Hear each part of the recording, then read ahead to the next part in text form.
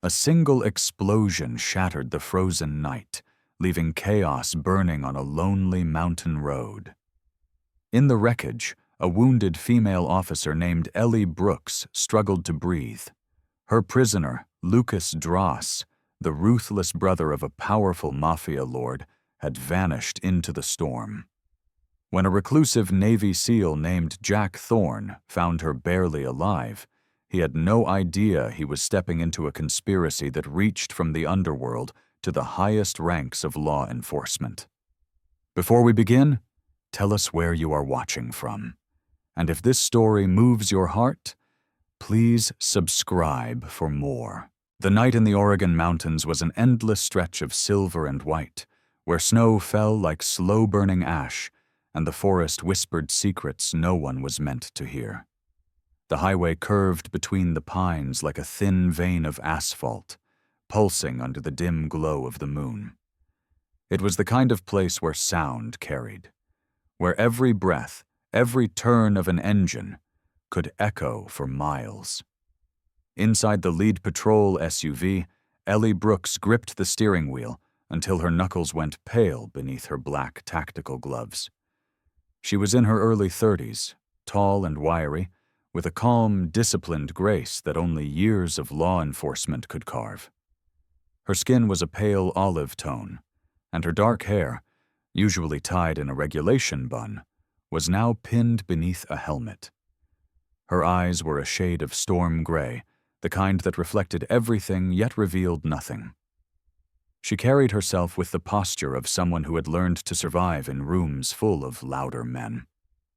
Tonight was supposed to be routine, at least on paper. She was escorting a high-value prisoner, Lucas Dross, to a federal detention facility outside Portland. The operation had been classified under the highest clearance, stripped down to only 3 vehicles to minimize exposure. Ellie had volunteered. She told herself it was duty, but deep down she wanted the silence. The kind of silence that existed only in places where no one knew your name. Lucas Dross sat handcuffed in the back seat, his reflection ghostly in the window. He was 35, lean, his face carved from shadows and arrogance. The resemblance to his infamous brother, Victor Dross, was uncanny. Same sharp jawline, same cold blue eyes that looked like they had never known warmth. Lucas had the look of a man who had been born into violence and learned to use charm as another weapon. Even cuffed, there was an ease to his posture, a small smirk tugging at the corner of his mouth, as if the world were one long private joke. "You're quiet tonight, Officer Brooks," he murmured, his voice low and smooth. "Is it the weather, or do I make you nervous?" Ellie didn't answer. Her gaze flicked to the rearview mirror, watching his eyes study her. "I've met worse men," she said flatly. Lucas chuckled. "Everyone says that until they meet my brother." Her jaw tightened. Victor Dross, the man whose arms network had stretched from Mexico to the Balkans, trading in everything from stolen drones to surface missiles. Ellie had spent 2 years chasing ghosts of his operation, and the arrest of Lucas had been her one solid victory. She wanted to believe that bringing him in would start to dismantle the empire, but something about the mission had felt off from the start. Too quiet, too easy. A voice crackled over the comms from the second escort car behind her. "All units, check in." "Unit 1, clear," Ellie replied. "Unit 2, clear," came another. "Visibility dropping. Snow's picking up." "Maintain formation," Ellie said. "We'll reach Ridge Point in 20 minutes." The prisoner in the back laughed softly. "Ridge Point," he said, like testing the name. "That's where it happens." Ellie frowned. "What happens?" Lucas leaned forward as far as the cuffs allowed. "You really don't know, do you?" Before she could respond, a flash of orange split the night. A deafening boom followed, and the first vehicle in the convoy erupted in flames. The shockwave slammed against her SUV, spinning it sideways. Tires screamed. Metal screamed louder. The second car behind her swerved, collided with the guardrail, and exploded in a shower of sparks. "Mayday!" Ellie shouted into the radio. "We're under attack! North Ridge Highway!" The signal died with a burst of static. Then another explosion ripped through the darkness, this time closer. Her vehicle flipped, tumbling down the snowy embankment. The world spun into white chaos. She felt her head crack against the doorframe, her vision blurring into shards of light. The last thing she heard before everything went black was the sound of Lucas's laughter. Soft, disbelieving, almost amused. When Ellie came to, smoke filled the car like a living thing. Fire crawled across the dashboard, orange tongues licking toward her boots. Her seatbelt was jammed. Every breath burned her lungs. She twisted, coughed, fought the buckle with trembling fingers. Somewhere outside, voices shouted. Men's voices, rough and hurried. "Get him out! The boss wants him alive!" The passenger door was torn open, and cold air rushed in like a knife. Two men in dark, tactical coats dragged Lucas out, his cuffs still glinting. "Leave her," one of them barked. "She's dead anyway." Ellie's fingers found the release latch, the seatbelt snapping loose. The flames kissed her sleeves, biting at her jacket. She screamed, half in pain, half in rage. But her strength was fading fast. Up above, the forest absorbed every sound. The snow continued to fall, muffling the chaos below. That's when Jack Thorne heard the explosion. Jack had lived in the mountains for 3 years, in a cabin built from weathered pine and silence. He was a man who had once belonged to war, but now belonged to solitude. In his late 30s, his face carried the rough beauty of someone who had known both salt air and gunfire. Square jaw, a faint scar over his right eyebrow, beard trimmed short more from habit than vanity. His eyes were a muted green, calm but heavy, like a man who'd seen too much and learned not to speak of it. He had served 12 years as a Navy SEAL before a mission in Syria had gone wrong. A detonation, a lost teammate, and a silence that never left his ears. Since then, he had retreated to the woods with his only companion, Rex, a 6-year-old German shepherd with sable fur, intelligent amber eyes, and the loyalty of something purer than human. When the first explosion rolled through the valley, Rex's ears perked. The dog let out a low, guttural growl. Jack grabbed his coat, flashlight, and rifle. "Easy, boy," he said, though his pulse was already racing. "Let's see what that was." They reached the ridge within minutes. The smell of burning fuel hit him first. Then the sight of it. 2 flaming wrecks on the roadside, and a third vehicle half buried in snow at the base of the slope. The sound of muffled screams carried through the storm. "Stay," he ordered Rex, then slid down the incline, boots crunching on ice. The heat of the wreck hit him like a wall. Through the cracked windshield he saw her, a woman, uniform scorched, bleeding from her temple but still alive, fighting to unbuckle herself. Jack didn't hesitate. He smashed the window with the butt of his rifle, reached through the smoke, and pulled the door open. The heat burned through his gloves. The woman coughed violently, eyes wild with confusion. "Can you move?" he shouted. She blinked at him, dazed. "Lucas, where? No time!" He hooked an arm under her shoulders, hauling her out just as the car's fuel tank ignited. The explosion lifted them both, snow and fire raining down around them. He shielded her body with his own until the blast faded. When the ringing in his ears dulled, he realized she was still breathing, her pulse frantic under his fingers. Her name tag read, "Brooks." E. Jack glanced up the slope. Dark figures were moving near the burning convoy, dragging someone toward a black SUV, Lucas Dross. The men climbed in, the vehicle disappearing into the snowstorm. Jack cursed under his breath. He had no idea who the woman was, or what she had been part of, but one look at the tactical wreckage told him this wasn't an accident. Whoever had done this would not want witnesses. He lifted her, her weight light but unyielding. Rex barked sharply from above, pacing along the ridge. "Yeah, I see them," Jack muttered, half to himself. "We're not sticking around." By the time he reached the top, his breath came out in clouds of frost. He laid her gently on the snow, checking the wound at her temple. It was shallow but bleeding.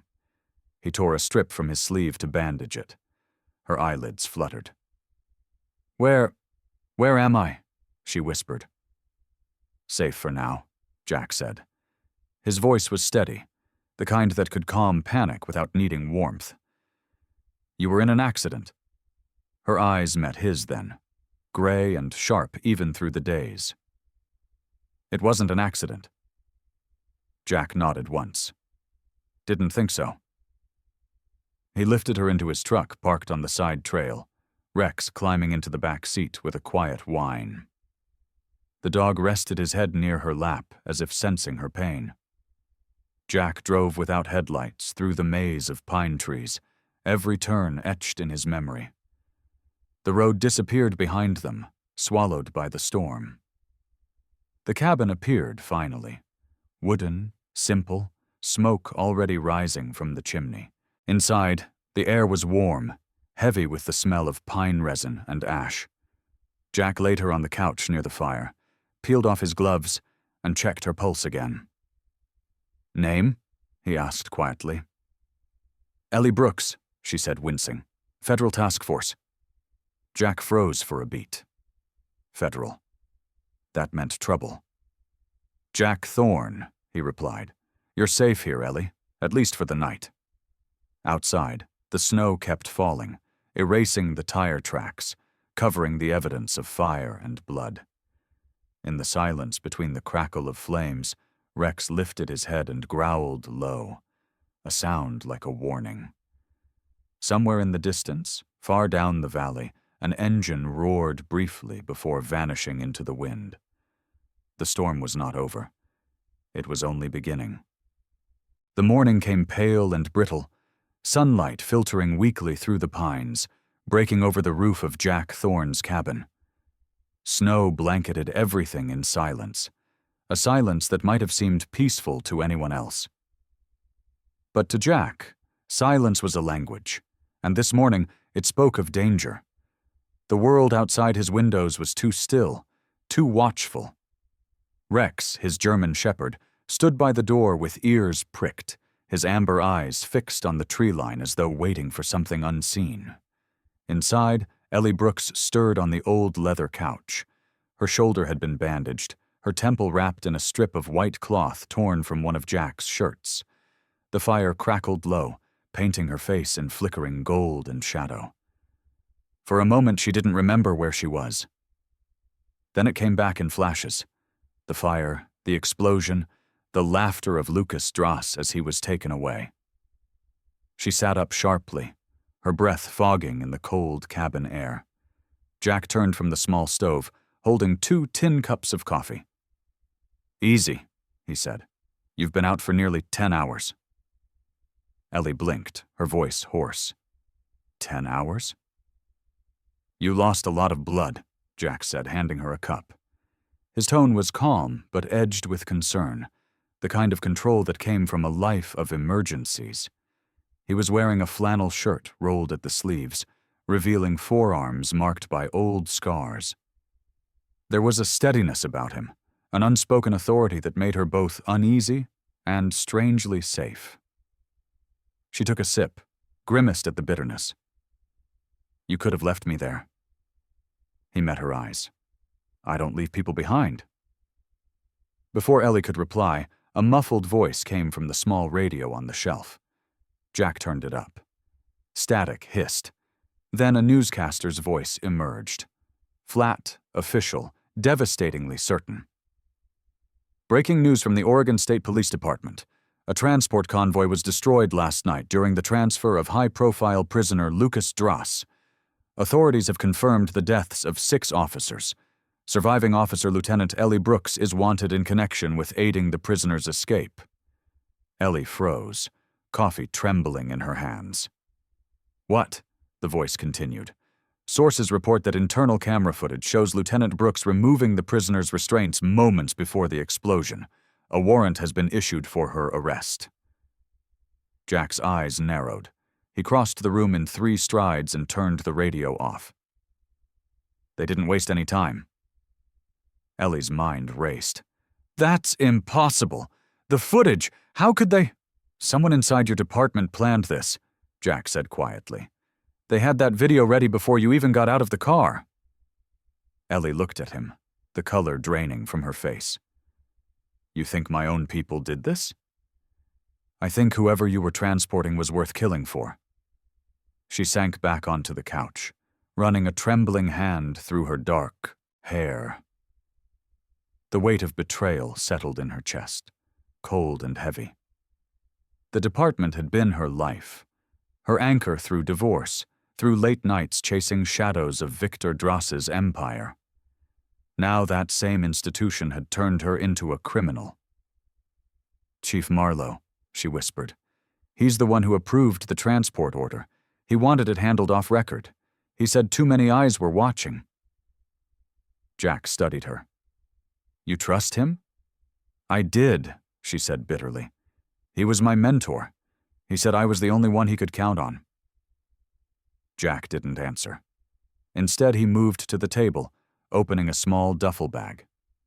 Inside was a radio scanner, ammunition, and a folded map of the region. Years of discipline returned to his movements, each one efficient, silent. Ellie watched him. "You're military." "Navy SEAL," he said without looking up. "Was." "Was?" "Retired," he said. "Or something close enough." The unspoken weight in his tone told her not to ask further, but she did anyway. "You left because of the war?" He zipped the bag shut. "Because it didn't end when I came home." The room fell silent again.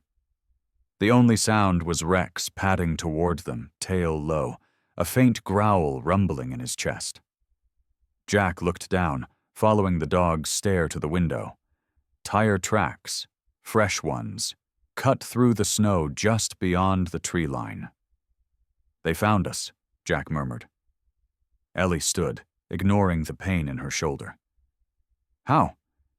Jack's eyes flicked to the badge, still clipped to her belt.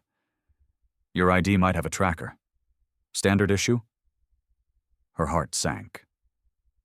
"Yes."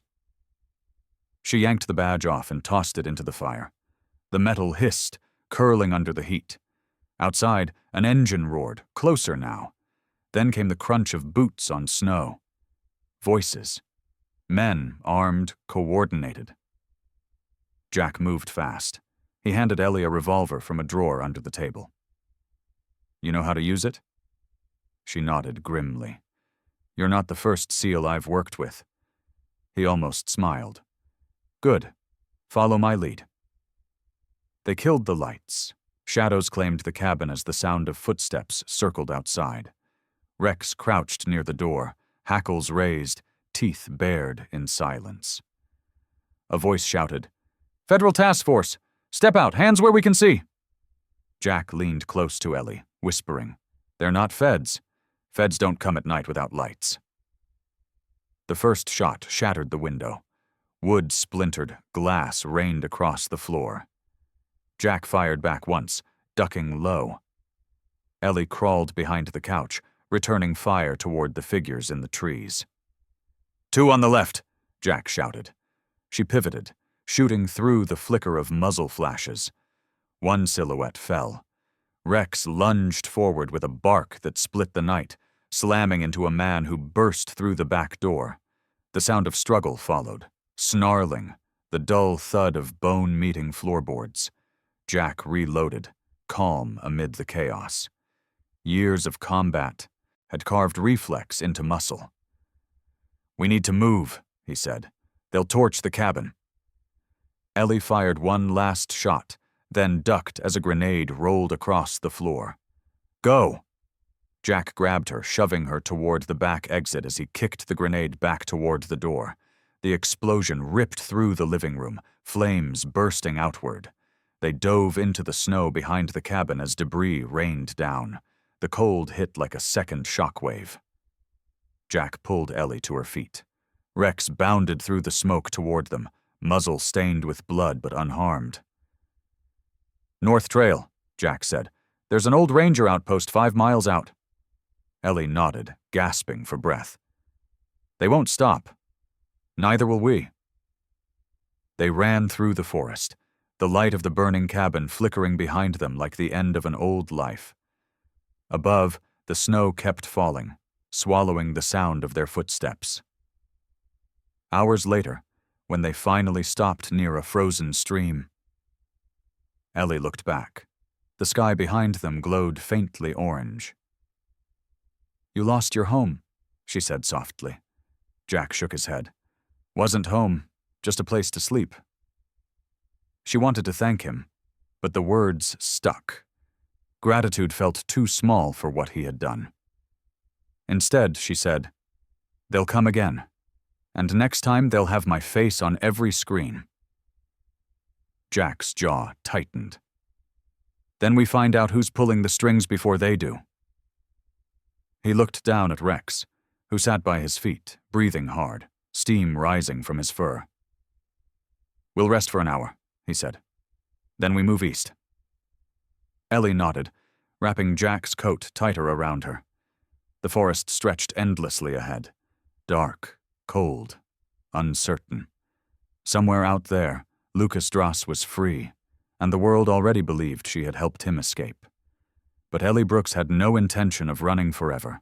The storm had passed, but the night still clung to the outskirts of the city like something alive. Oregon's air was cold and damp, thick with the scent of wet asphalt and diesel. Streetlights flickered across the industrial district, casting long shadows against corrugated metal walls. Somewhere beyond the highway, trains groaned like restless beasts. It was nearly midnight when Ellie Brooks and Jack Thorne reached the old warehouse that stood half-collapsed by the river. Jack parked his battered truck 2 blocks away, engine off, letting it roll the rest of the way in silence. He didn't trust engines or luck. He trusted timing. Beside him, Rex sat upright, his golden-brown fur blending with the dim interior light. His ears twitched at every distant sound. "Stay," Jack murmured. The dog obeyed instantly, though his eyes followed Ellie as she stepped out into the fog. Ellie wore Jack's dark coat now, its heavy wool dwarfing her frame, hiding the faint tremor in her hands. The events of the past 24 hours had reshaped her. Her authority as a law officer replaced by the hunted focus of a fugitive. Her gray eyes scanned the shadows like they were alive, her hand resting lightly on the revolver Jack had given her. "This is the place?" Jack asked. She nodded. "Ryan said it's safe. He's been using it since the internal audit started. Old city records facility. No cameras, no patrols." Jack frowned. "No such thing as safe. You sure you trust this guy?" Ellie hesitated. "He's the only one I ever did." Inside, the warehouse was a graveyard of forgotten equipment. Rusted filing cabinets, broken forklifts, and piles of dust-covered crates. The only light came from a single hanging bulb near the back.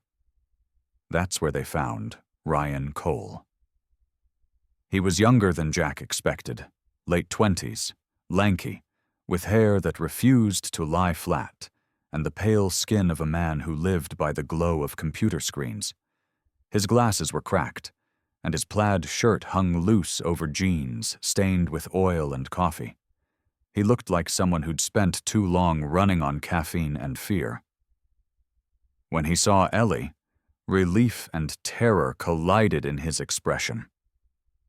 "Ellie," he breathed, clutching a small flash drive like it was holy. "God, you made it. I thought—" He stopped when he saw Jack behind her. "Who's he?" "Someone who saved my life," Ellie said. "We don't have much time. What did you find?" Ryan ran a hand through his hair, his voice trembling. It's bad, Ellie. Real bad. I copied everything before Marlowe's men came for the system. Financial ledgers, wire transfers, offshore accounts, all tied to Victor Dross. And not just him. Names, dates, authorization codes. He swallowed hard. Marlowe's signatures are everywhere. Ellie's throat tightened. You're saying he's been working with Dross? I'm saying he's on Dross's payroll. Ryan's eyes darted toward the door. After the raid, he called me into his office, said I'd made a mistake, told me to wipe the records clean, start over. I did what he asked, but I kept one copy. I thought if something happened, someone had to know the truth. Jack stepped forward, scanning the space. You bring anyone here with you tonight? Ryan shook his head. No, Wait. His face paled. I think I was followed. Jack's eyes hardened. By who? Ryan opened his mouth to answer, but the sound of gravel crunching outside cut him off. Headlights swept briefly across the wall, then vanished. The air turned electric. Kill the light, Jack ordered. Ellie flicked the switch. The warehouse fell into darkness. They could hear footsteps now. 3, maybe 4 men, moving slow, confident. Jack motioned for Ellie to get down behind a stack of crates while he took position near the door, pistol raised. Ryan's breathing was loud in the silence. I didn't mean to. Quiet, Jack whispered. The first shadow appeared in the doorway. Muzzle flash. Gunfire erupted, deafening inside the metal walls. Sparks flew as bullets ricocheted off iron beams. Jack dropped to one knee, firing 2 precise shots. The first attacker fell, the second ducked for cover. Ellie fired next, hitting the man's shoulder. The others retreated momentarily into the fog outside. Go, Jack hissed, grabbing Ryan by the arm. Back exit. They sprinted through the maze of crates toward the rear door. Ryan stumbled, clutching the flash drive. If we lose this, everything's gone. Just move, Ellie shouted. As they reached the exit, a single shot cracked through the night. Ryan jerked mid-stride. The flash drive slipped from his hand, spinning across the floor. He collapsed against Ellie, eyes wide with disbelief. No, no! She screamed, lowering him to the ground. Blood spread dark across his shirt. Jack turned, spotting the shooter. A man in black body armor, face hidden behind a ski mask, rifle steady even as the fog curled around him. Jack fired first. The bullet struck the man's chest, knocking him backward into the shadows. Ellie cradled Ryan's head, her voice trembling. Stay with me. Ryan, please. He coughed, blood staining his lips. Marlowe. He's one of them. Who? Ellie pressed. Who are they? Ryan's gaze flicked to the flash drive lying near Jack's boot. Everything. You need. Don't trust anyone. His voice faded to a whisper. Especially him. His eyes went still. Ellie froze, her breath breaking. Jack crouched beside her, retrieving the blood-stained flash drive. His hand lingered on Ryan's chest for a moment. Then he said quietly, He's gone. She shook her head, tears glinting in the dim light. He was a good man. He just wanted to do the right thing. Jack pocketed the USB. Then we make sure he didn't die for nothing. Outside, faint, sirens echoed in the distance. Someone had heard the gunfire. Jack pulled Ellie to her feet. We move. Now. They slipped out through the back, disappearing into the tangle of alleys that webbed the industrial district. Rex appeared from the shadows, having waited near the truck as ordered. His fur bristled, nose wet with the scent of smoke and gunpowder. Ellie stumbled once, exhaustion catching up with her. Jack steadied her. You need rest, he said. I need to expose him, she replied through clenched teeth. Marlowe did this.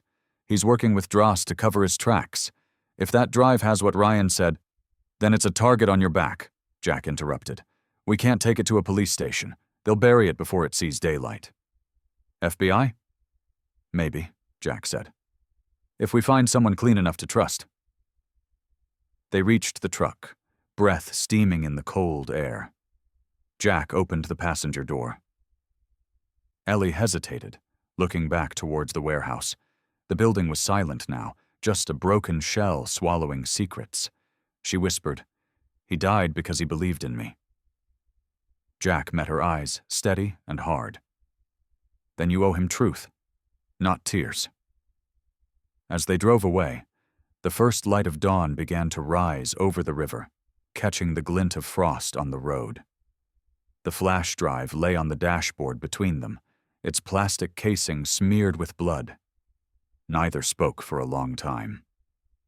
Finally, Ellie said softly, "They'll call him a traitor." Jack's hands tightened on the wheel. Then we changed the story. The forest had swallowed them whole. By the second night, the Oregon wilderness stretched endlessly. Black trees, white snow, and silence thick enough to drown a heartbeat. The only light came from the dying glow of a campfire they dared not keep too bright. Smoke rose thin as thread into the frozen air, disappearing beneath a sky heavy with unfallen snow.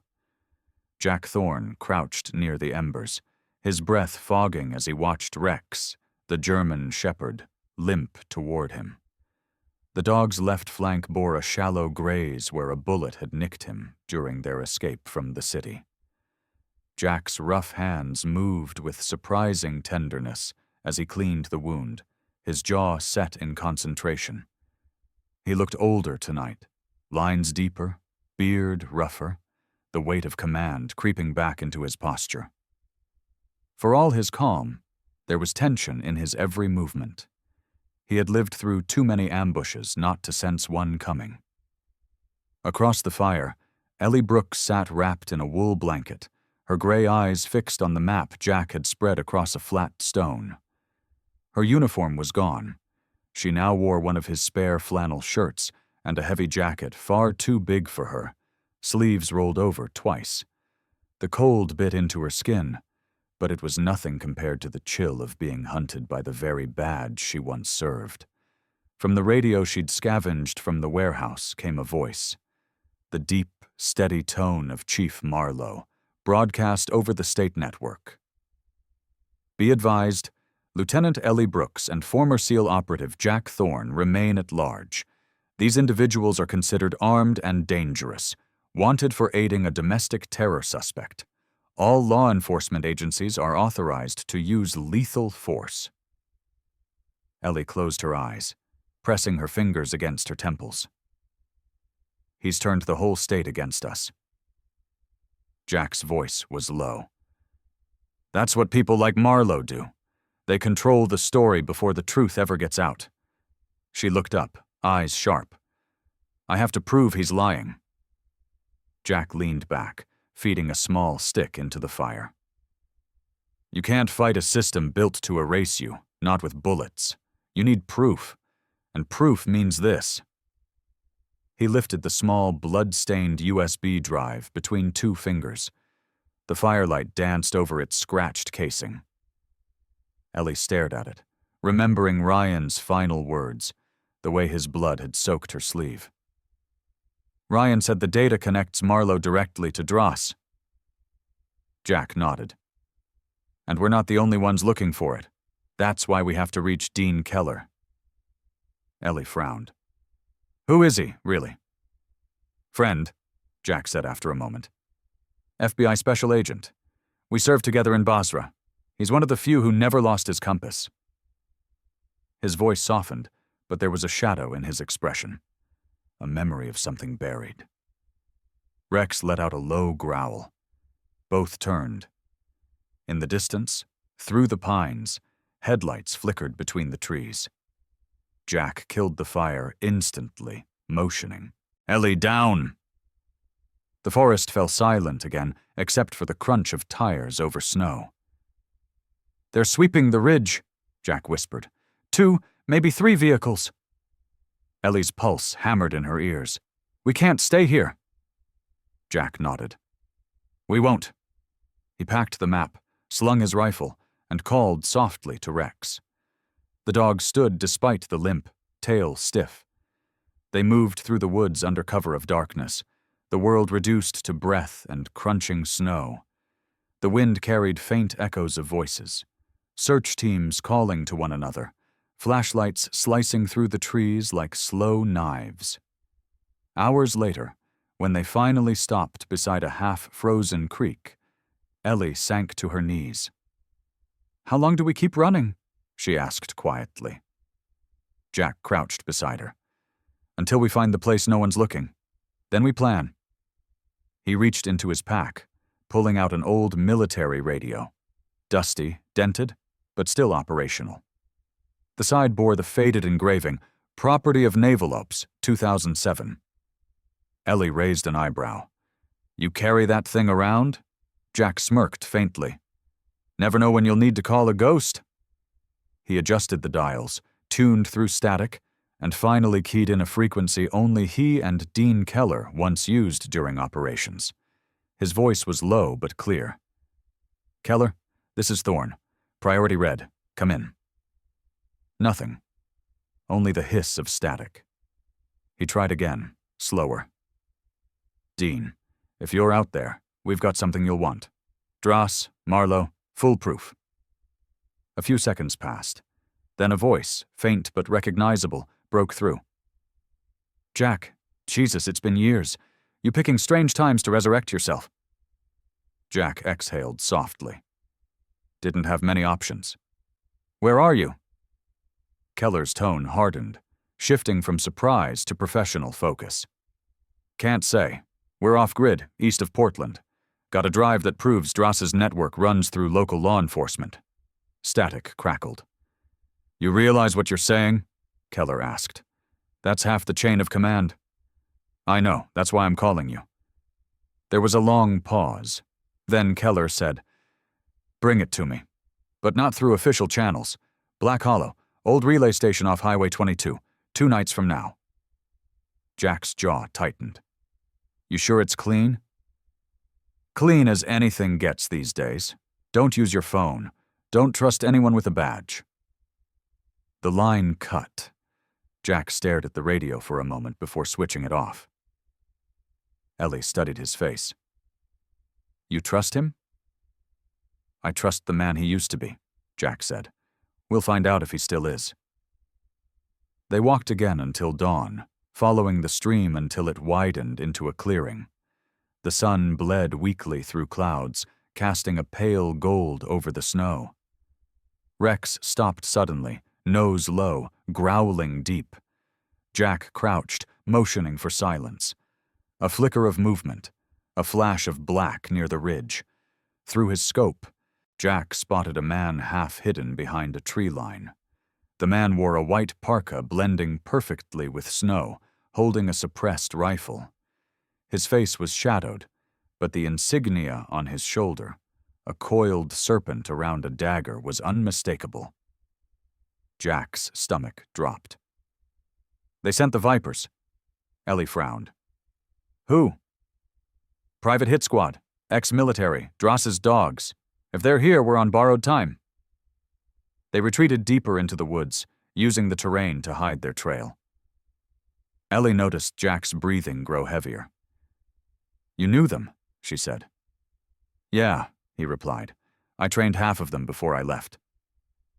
By afternoon, they reached a cave hidden beneath an overhang.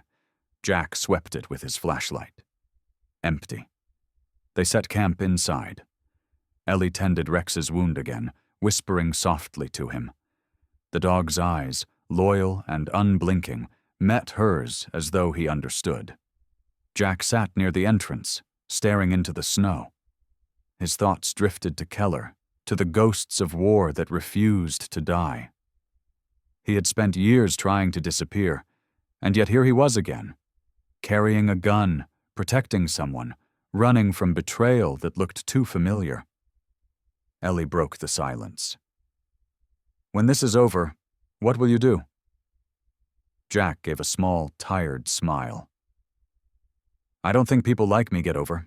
We just get through." Outside, faint voices echoed through the valley. The search teams were moving closer again. Ellie glanced at Jack, fear flickering behind her composure. He checked his rifle and stood. "Get some rest. We leave at nightfall." She hesitated, then said softly, "Thank you for staying." Jack didn't turn. "Wasn't planning on letting you do this alone?" Snow began to fall again, the flakes catching the last light of day as if the world were burning quietly. Inside the cave, Rex rested his head on his paws, eyes half closed but ears alert. The three of them, soldier, fugitive, and dog, waited in the stillness of the forest, knowing the next move could decide whether the truth lived or died. The storm had returned with a vengeance. The snow no longer fell in soft, whispering flakes. It came down in hard sheets, slicing through the night like white fire. The narrow road winding toward Black Hollow was barely visible beneath the thick ice crust. The forest pressed in from both sides, a corridor of black trunks and silver wind. Inside the truck, Jack Thorne gripped the steering wheel, his eyes narrowed beneath the low brim of his cap. His knuckles were pale against the leather.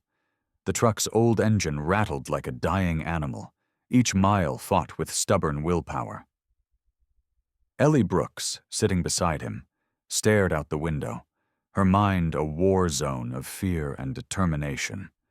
Her reflection in the glass was ghostly, dark hair loose around her shoulders, face pale from exhaustion, but her eyes still burning with purpose. Behind them, Rex lay stretched across the seat, the faint scar on his flank catching the light whenever the headlights bounced off a turn.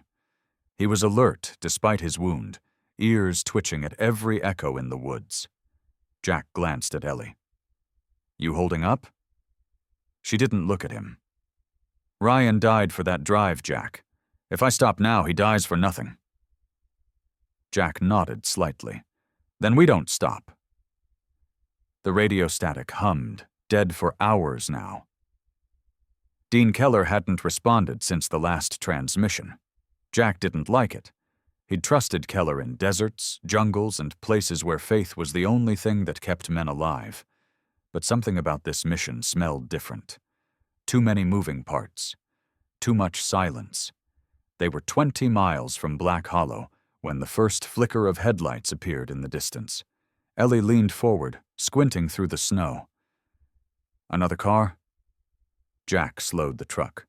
The headlights disappeared for a moment, then reappeared, closer this time. "No," he said quietly. "Not another car. A trap."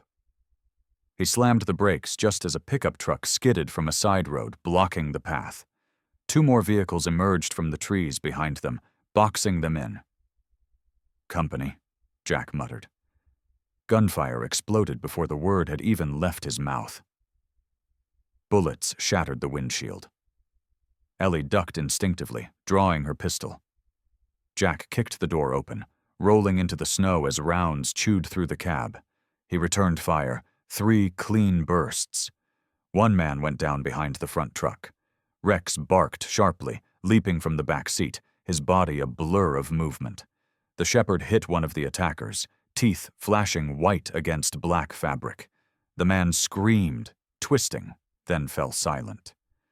Ellie crawled behind the front tire, her breath clouding the air. "They're not cops," Jack reloaded, scanning their formation. "No badges, private soldiers, Dross's men." Ellie gritted her teeth. "They found us fast!" Jack's jaw clenched. "No, someone told them where we'd be." Another round of bullets slammed into the truck. Jack grabbed Ellie's arm. "Cover me!" He darted forward, rolling across the snow and landing beside a fallen mercenary. He stripped the man's rifle, checking the magazine. On the shoulder of the corpse, a familiar insignia gleamed, a serpent wrapped around a dagger. "The Vipers!" Ellie shouted. "Left side!" Jack turned, firing 2 bursts into the tree line. Another figure crumpled. He caught a glint near the first truck, someone inside aiming a rifle with a scope. The sniper. He fired before the other man could, his bullet punching through the windshield. The gunfire eased for a heartbeat. Ellie took the chance to sprint toward a nearby body. The man had dropped a tablet, its screen still glowing despite the snow. She picked it up, ducked behind cover, and scrolled through the last opened file. Her heart stopped when she read the words. Ryan Cole. Terminated. Retrieve data. Report to Marlowe. She stared at it, numb. Jack saw her face pale. What is it? It's proof, she whispered. They were working together, Marlowe and Dross. He ordered Ryan's death. Jack took the tablet, scanning the lines of encrypted text. He found several transaction logs underneath, confirming wire transfers from a police security fund to a corporate shell owned by Dross Industries. The connection was undeniable. He exhaled sharply, his voice low. This is it, Ellie. The whole web. Rex growled, snapping Jack's focus back to the tree line. More movement. Two silhouettes approaching fast. Jack fired, dropping one. Ellie shot the other in the leg, then kicked the man's weapon away as he fell. She pressed her gun to his chest. Who sent you? She demanded. The man coughed, blood pooling in his beard. You already know. Marlowe? He gave a faint smile, red on his teeth. He says you die tonight. Seal, too. Orders straight from the top. Jack's voice cut like frost. Then you can tell him he failed. He pulled Ellie back as the wounded man reached for a grenade on his vest. Jack hurled his rifle and dove, tackling Ellie into the snow just as the explosion tore the man apart.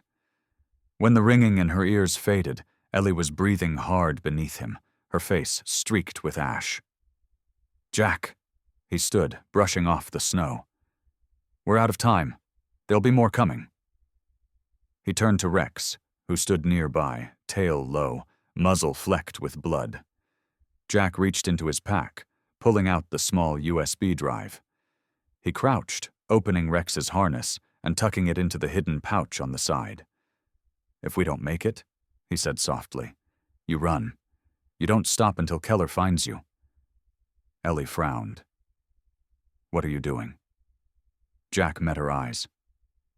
Making sure the truth survives, no matter what happens to us. Ellie shook her head. Don't talk like that. We're not dying here. Jack gave a small, grim smile. I admire the optimism. They climbed back into the bullet-riddled truck. The windshield was cracked, the wipers bent, but the engine coughed back to life. Jack floored the accelerator, plowing through the snowbank that blocked the road. Behind them, the bodies and flames disappeared into the storm. For a few minutes, the world was just the hum of the engine and the distant echo of sirens. Ellie clutched the tablet, her thoughts spinning faster than the tires. When we get to Keller, she said, we end this. Jack didn't answer. His eyes were fixed on the horizon, where faint lightning illuminated the forest ahead. He had the look of a man who'd seen too many endings. Hours later, they stopped near the edge of the old valley where Black Hollow waited. An abandoned communication outpost swallowed by trees. The snow had stopped, but the silence was worse. Even the wind seemed to hold its breath. Jack killed the engine. We walk from here. Ellie tucked the tablet into her jacket. Rex padded beside her, alert, every sense awake. The trio moved through the woods, their shadows long beneath the moon. Somewhere behind them, engines roared again. The hunters were not far. Jack glanced once more at Rex, his voice barely above a whisper. We make it to Black Hollow, or we don't make it at all. And under the cold, sleepless stars, they kept moving toward the place where truth demanded its final price. The storm broke just before midnight. Rain lashed across the Oregon pines, a relentless curtain of cold and thunder that swallowed the narrow valley whole. What had once been the Black Hollow Communications relay, an outpost of steel and concrete buried in the woods, was now a ruin of broken towers, half-collapsed walls, and rusted satellite dishes glinting in lightning flashes. It looked less like a place of technology and more like a graveyard for ghosts. Jack Thorne cut the truck's engine 100 yards from the site. The rhythmic hum died, leaving only the hiss of rain. He stepped out, his boots sinking into the mud, scanning the skeletal remains of the compound. His weathered face was half hidden beneath the brim of his soaked cap, the scars along his jaw stark against the lightning. Every instinct in him screamed danger. Ellie Brooks joined him, clutching her jacket tight, her dark hair plastered to her face. She looked smaller than usual against the vast, howling storm, but there was steel in her eyes. "If we can access the tower's uplink," she said, shouting over the wind, "the FBI will get everything. Keller said the line's still live." Jack nodded grimly. Then let's hope he was right. Behind them, Rex followed, his fur slick with rain, his gait slowed by the wound on his flank. Yet his amber eyes were sharp, scanning every shadow. The shepherd's loyalty was absolute. He had followed Jack through deserts, ruins, and wars. Tonight, he would follow him again. They moved through the fence line, stepping over twisted wire. The black silhouette of the relay tower loomed ahead, an ancient skeleton of rust and cables.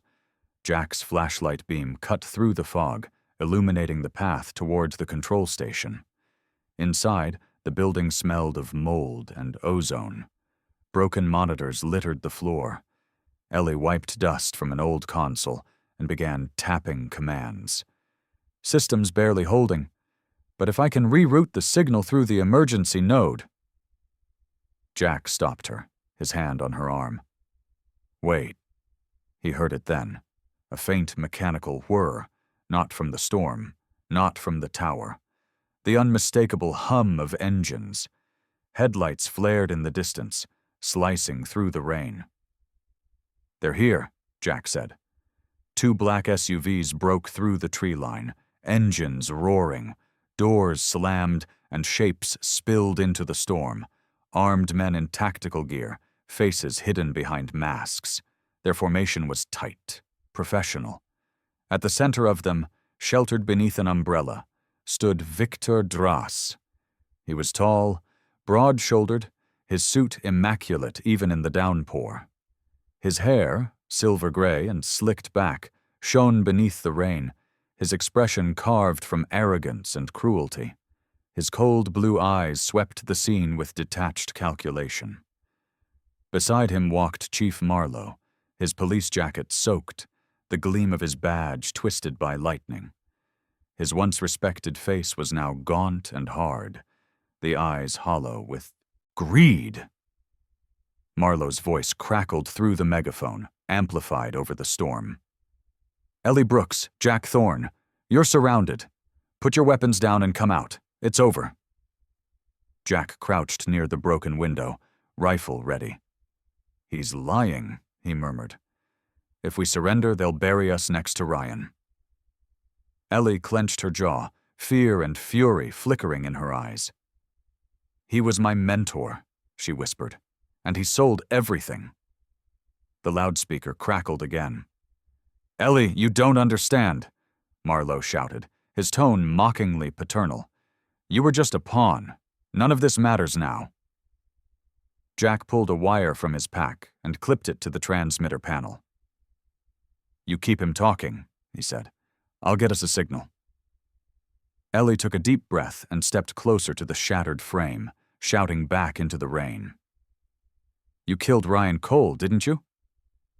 Marlowe's pause was short, telling. Then his smile spread, cruel and thin. "Collateral damage. He shouldn't have interfered." Jack's hands worked fast, rewiring the console. The old tower groaned as backup power flickered alive. A faint hum filled the room, weak but steady. Dras stepped forward, his voice smooth, confident. "Enough games. Take them alive. The girl knows too much." Gunfire exploded through the rain. Bullets tore through the concrete wall.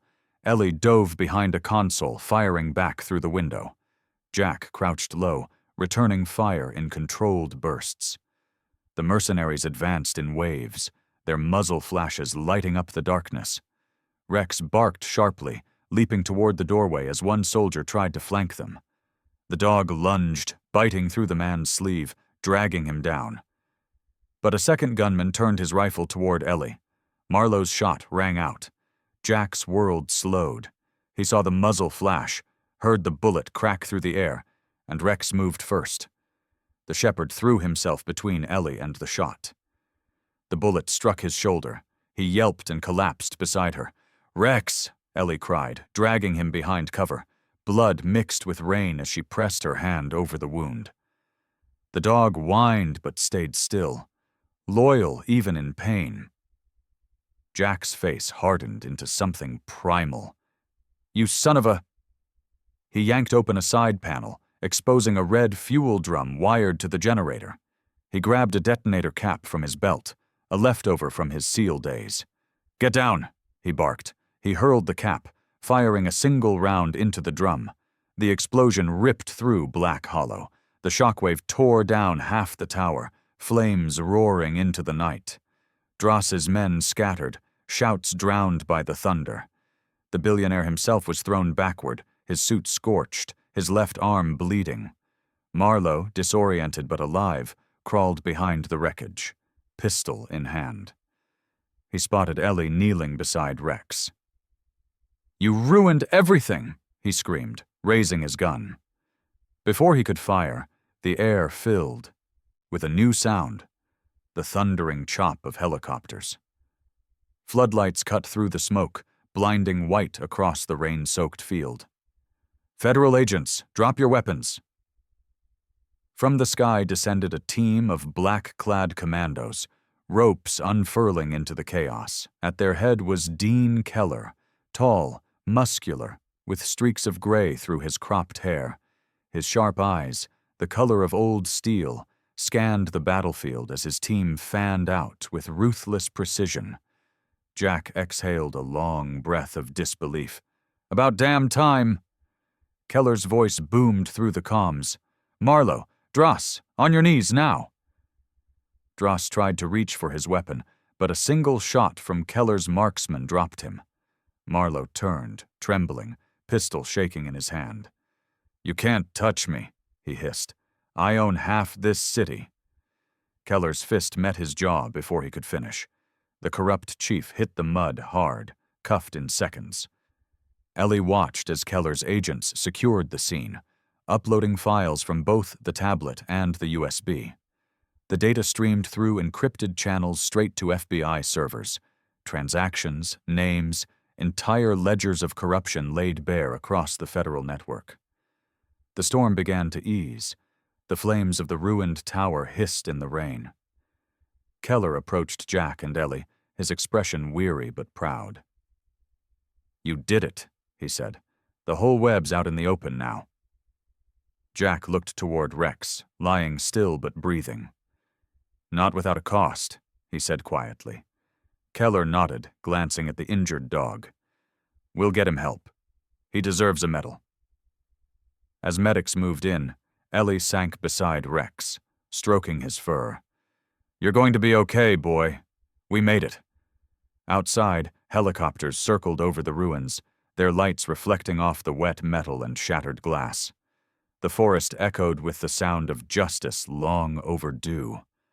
For Jack and Ellie, survival was no longer the goal.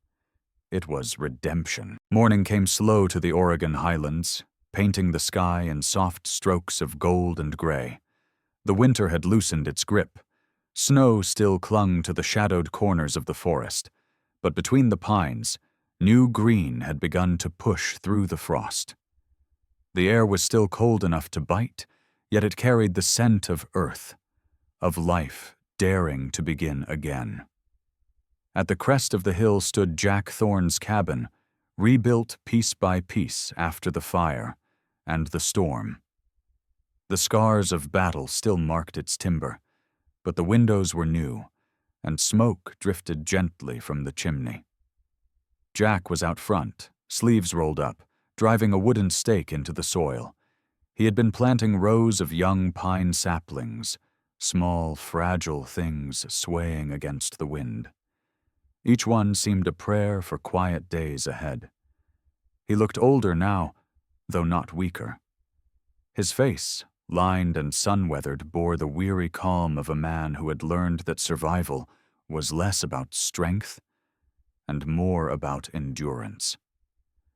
The ghosts that had lived in his eyes since the war seemed to have retreated, at least for now. A faint rumble of an engine came up the gravel road. Jack turned, brushing dirt from his hands. The sound was familiar. Steady, not hurried. A silver SUV appeared through the trees, pulling up near the porch. The door opened, and Ellie Brooks stepped out. The last time he'd seen her, she was pale and exhausted, sitting beside the medevac chopper at Black Hollow, her uniform soaked in blood and rain. Now, she looked different. She wore jeans and a dark green jacket, her hair tied loosely behind her neck. The faint bruise near her temple had healed, leaving only a soft trace. Her movements were slower, steadier, as though she'd learned to breathe again. Beside her, Rex jumped down, a neat white scar visible along his shoulder. His fur had thickened again, the golden-brown coat catching sunlight. He trotted up the path, tail wagging with the quiet dignity of an old soldier. Jack smiled faintly. "Didn't think you'd find this place again?" Ellie smiled back, her eyes warm but tired. "You forget, I used to work for people who find things." He chuckled, then leaned on the shovel. "You here on official business, Agent Brooks?" She shook her head. "Not anymore." Jack raised an eyebrow. "You quit?" Ellie's gaze drifted to the forest. "The Bureau offered me reinstatement after the hearings, said I'd made the department proud." Her voice softened. "But I couldn't take it. I realized justice isn't in the badge, Jack. It's in what we choose to stand for, even when no one's watching." Jack studied her for a moment, then nodded. "You sound like someone who finally stopped apologizing for doing the right thing." Ellie smiled faintly, brushing a stray leaf from her jacket. "Maybe I learned from the best." They walked toward the porch. The cabin smelled of cedar and coffee. Jack poured 2 mugs, handed one to her, and leaned back, against the railing. Below them, the valley stretched out in soft waves of green and mist. "News said Marlowe's been sentenced," Jack said quietly. Ellie nodded. "Life without parole. He tried to claim he was forced by Dross, but Keller's evidence tore that apart. The whole operation collapsed within a week." Jack sipped his coffee, eyes fixed on the horizon. "And Dross?" "Dead. Complications during surgery," she said, her tone unreadable. "Maybe karma's faster than justice." Jack grunted softly. "Doesn't change what he took." "No," she agreed, watching the light shift across the hills. "But maybe it finally stopped taking." For a long time, neither spoke. The wind whispered through the trees, carrying the faint rustle of birds returning from migration. Rex lay near the steps, head resting on his paws, content. The old dog blinked slowly, tail flicking once as though to remind them he was listening. Ellie set her mug down and looked at the pines Jack had planted. "You always this sentimental after a war?" He smiled, half a smirk, half confession. "These trees don't talk back, and they don't ask for much, just time." She knelt beside one of the saplings, her fingers brushing the soil. "You think they'll make it?" Jack's voice was steady. "If the storms don't break them, if they do, I'll plant more." Ellie looked up at him, eyes shining faintly. "Ryan would have liked that." Jack's jaw tightened at the name. "He paid the price for what we have now." Ellie shook her head. "No, we all did, in our own ways. But it was his courage that started everything. Jack met her gaze, his tone softer now. And yours that finished it. You held the line when everyone else looked away. A small smile curved her lips. Guess we're even. Rex lifted his head at the sound of her voice and let out a low, contented bark. Ellie laughed, a sound Jack hadn't realized he missed until now. The two stood in silence as the sun broke fully over the horizon. The mist began to lift, revealing the valley below, vast, green, and alive. The pine saplings glistened with dew, each one catching a shard of sunlight. Ellie turned toward the cabin. You'll stay here? Jack nodded. For a while. The world's too loud. This place reminds me there's still quiet worth keeping. You could always come back, she said. Dean's building a new task force, independent oversight. People like you could make a difference. Jack smiled without looking at her. People like me had their turn. Now it's for the ones who still believe change comes from within. Ellie considered that, then stepped closer. Maybe, but the world still needs people who aren't afraid to get their hands dirty. He chuckled. That's what shovels are for. She rolled her eyes, though her smile lingered. You're impossible. And you're still here, he said. Rex barked again, as if in agreement. They sat together on the porch, letting the day unfold. The war, the blood, the betrayals, they all seemed far away now, faded into something that time would soften but never erase. Ellie looked toward the horizon, voice low. You think peace ever really lasts? Jack thought for a long moment. Then he said, Peace isn't something that lasts. It's something you keep choosing every morning you wake up. She nodded slowly, eyes glistening. The forest wind rose, carrying the smell of pine and rain. Somewhere in the distance, a hawk cried, soaring high above the valley. Jack leaned back, closing his eyes for a moment. You hear that? Ellie tilted her head. What? The sound of nothing trying to kill us, he said. Ellie laughed softly, brushing her hair from her face. Don't jinx it. Rex shifted, resting his head against her boots, his breathing steady. The old shepherd's eyes closed as the sunlight warmed his fur. And for the first time in a long while, everything was still. The war had ended. Not just the one fought in the woods or the courts, but the quieter war within them both. Justice had been delivered, but peace, that fragile living thing, had been earned. As the morning spread over the pines, Jack and Ellie sat in silence, the smoke from Jack's coffee drifting lazily into the golden light. Somewhere deep in the forest, a new generation of trees began to grow, their roots finding home in soil once burned by fire. And between them, without words, they knew. The fight for truth never truly ends. But neither does hope. In the end, this story reminds us that miracles are not thunderbolts from the heavens, but quiet acts of courage and faith born in ordinary hearts. Sometimes God doesn't move mountains for us. He gives us the strength to climb them. Just like Jack, Ellie, and Rex, we are all called to stand for truth, to protect what is good, and to trust that light will always find its way through the storm. If this story touched your heart, share it with someone who still believes in second chances. Leave a comment below, subscribe for more stories of hope, and may God bless and protect you and your loved ones wherever you are tonight.